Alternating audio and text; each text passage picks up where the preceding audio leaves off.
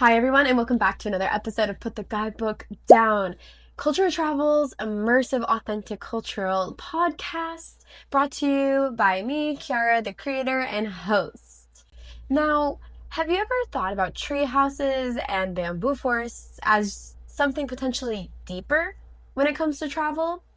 How about this term ecotourism? Have you ever booked a trip or experience that was labeled eco trip, eco-friendly, and then actually reflected, wait, what does that exactly mean? Or maybe, how is that sustainable? Or am I really witnessing something that's going to be beneficial to the environment? In last week's episode, we talked about this idea of living like a local and how to decipher what is truly authentic marketed materials for that living like a local experience versus ones that have the label and turn out to be just a cookie cutter experience that every tourist is getting. Now, more and more companies and travel agencies are starting to advertise these new ecotourism opportunities. And I might have indicated in one of my previous episodes referring to these eco villages during my time in Moldova.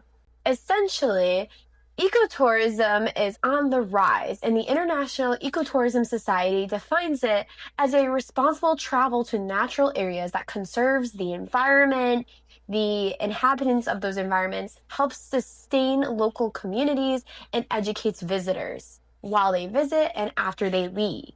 And this has now become a 200 billion global market. So, of course, everyone wants a slice and is starting to add this to their marketing scheme. It's trendy. You're in the environments and very exotic places, new natural sceneries that you might not have in your local hometown, community, or city. And this is often associated with people who make those treks out to Bali to do some deep meditation, yoga retreats, or hiking Mount Kilimanjaro, or maybe going through these solar power lodges or really cool Airbnbs with the signs that say leave no trace adventures. Hot take, but if I had $1 for every accommodation I've stayed in, such as hostels, hotels, Airbnbs, that like to promote and advertise their eco towel approach for their laundry services while at the same time blasting AC 24/7, I could open up my own eco-tourism retreat. So in this episode, we're going to really break it down what this new marketing trend of ecotourism is and really understand how to navigate what is truly an authentic ecotourism attraction, experience, or destination versus one that's just trying to hop on to the marketing trend. Now, I'd like to put it right out there that this whole idea of ecotourism really dates back to the 1980s as a former response to mass tourism that was damaging fragile ecosystems such as the rainforest. And especially in recent news and discussion today, if you're following anything in Indonesia about them moving the capital, there's a lot of concern from locals who are going to be displaced from the area who've been living there and their tribes for centuries. There's also concern about the rainforest deforestation and the orangutans there. Where are they going to go once the capital's moved? Now, to just jump right into some ones that you might have been experienced or maybe exposed to in the past that are truly authentic, think about trekking tours in Costa Rica that are raising funds for rainforest preservation. Think about those community-run eco-lodges in the Amazon that help funnel profits to indigenous populations or communities. Think about the ones I've mentioned in Moldova where they are helping to clean and maintain the environment and promote healthy agriculture, or those wildlife trips where people are really observing the natural habitat from afar, truly leaving no trace of their visit and experience.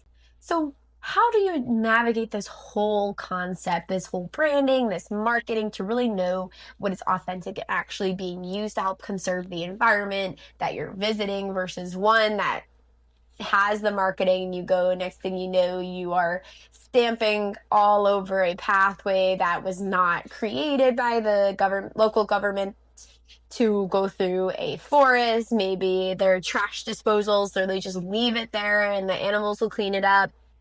How do we navigate all of this to truly get to the core of sustainable eco travel and avoid this eco-theatrics that I'm going to call it, this greenwashing in travel. Now, I mentioned earlier this idea, and I'm sure you've seen it, of the towel reuse cards in any accommodation you might have potentially stayed in. Now, the idea probably had good intentions in the beginning and then started being widely adopted by other accommodations. And it's really saving the money hotel from doing more laundering services. So maybe you're thinking on the outside, like, oh, this is actually truly good.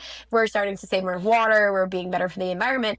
But again, I ask you to take it a step further and think, are they blasting the AC 24/7? Do they have those lights that shut off automatically, or the ones I think are an alternative that I've experienced, or where you literally can't operate the electronics unless you put your key card in the slot when you come into the room to help save energy? A lot of big corporations and companies like to add these small signs to help indicate that they are potentially trying to do some work towards greening the environment or greening their footprint on there. And that helps with them getting some tax relief from their local governments, or maybe money back, depending on how big their green footprint is. But you really need to take the step back, as I mentioned earlier, and say, is what they're doing really contributing to greening the environment? Or is it all just a show? Is it just the theatrics? Another one is kind of ironic in that these companies or travel companies bulldoze the forest, the rainforest to build these eco villas. I think one of the examples I like to go back to is this idea in Indonesia for the orangutan conservation. They have the employees literally living in the environments where the orangutans are so they can observe them and not modify their environment. So sure, they've added some accommodation form to the environment without actually damaging the environment that they put them in. So this was their compromise, and some other businesses are trying to do as a compromise is just retaining the original environment and not disrupting that environment while also trying to make it more of an experience and accessible to others. And I'm sure everyone has seen the plastic straw ban. I know this went viral, at least in the States, on TikTok and Instagram, with people pointing out that, yeah, you ban the plastic straws to save the earth, but then you're still using plastic bags to carry out your groceries, or you're still putting those 8-ring plastic holders on the cans for soda at the grocery store, etc. Or maybe you live in an area where you can drink the tap water, but you still insist on buying bottled water instead of a reusable water bottle. So these are like some greenwashing tactics and theatrics, I like to say, but what are the red flags? What are the signs and indications that you may be experiencing some eco-theatrics or greenwashing? Here are my 3 easy pinpoints to recognize. 1, if eco is the only marketing that they're putting out there, but they're not giving you any additional information to explain exactly how they are being eco in their approach to tourism and their accommodations, etc. So it's really just a badge and a label with no sustenance. The second is if it's a multi-international chain of an accommodation, tour company, etc., with little local involvement. So it may not even have anyone from the local community working with the company. The third one is if eco just means in nature and not with the original goal of protecting nature. So the example I gave earlier was trekking in Costa Rica to raise funds for rainforest preservation. So that's, you're in nature, but you have a goal of protecting nature and even helping nature in the end. So you may be asking me, culture travel, yourself, maybe some of your friends, whoever, and say, then why do people fall for this? Why do people even try this form of advertising? Why is this even considered a part of tourism and travel right now? Very good question. Love the questions, and you should be questioning the content you're taking in. The number one reason that comes directly to me is guilt plus good intentions plus Instagram aesthetics. So by signing up for a tour or experience that may have this whole eco branding to it, you think you're leaving a more positive impact on the environment and can even maybe do a little bit of a pat on the back or slight flex, brag, however you want to call it, that you opted to take a more eco experience, right? I think the number one thing that comes to my brain is this whole like eliminate carbon emissions on your flight. I'm sure there's a technical reason to this, so it feels silly for me to say, but it's like, if I myself just one ticket purchased the eliminate carbon emissions, is there like a small portion amount that you're just gonna like exclude because of me? But the other 100 people on my flight are still going to be putting like 100 times the amount that you would omit for my purchase. I don't know. You get the point. But the guilt with it that we are going to be disrupting the environment we're going in. So at least we opted for a more eco-friendly alternative. The second is genuine good intentions. Like you truly have interest in protecting the environment and being kind to the environment during your travel visit. And maybe you just fell for a falsely advertised promotional content that has the eco label on it without knowing it. Maybe the other side of that is that you know that this is a possibility and you just chose not to research it further because ignorance is bliss. Also, another kind of side problem of this whole good intention side we won't get into. And third is straightforward Instagram aesthetics, TikTok aesthetics. People just want to have those photogenic photos to showcase online. Maybe travel influencers are like the number one with this.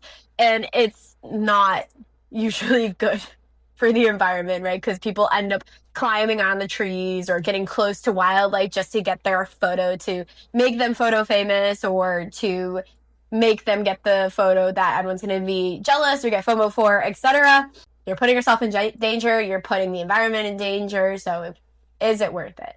So then what does authentic ecotourism look like? And then how does this overlap with cultural immersion? I mentioned this earlier. In Moldova, this is a really big push for their tourism development and government initiatives, is this whole idea of ecotourism.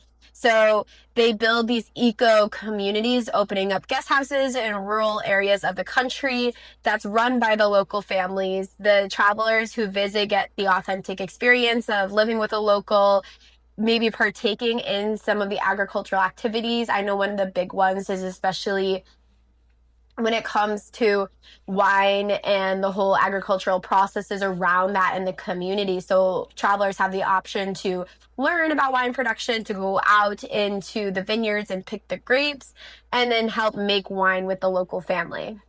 And all of this money stays within the community, right? It's staying with the host and it's helping contribute to building up the community there and environmental protection.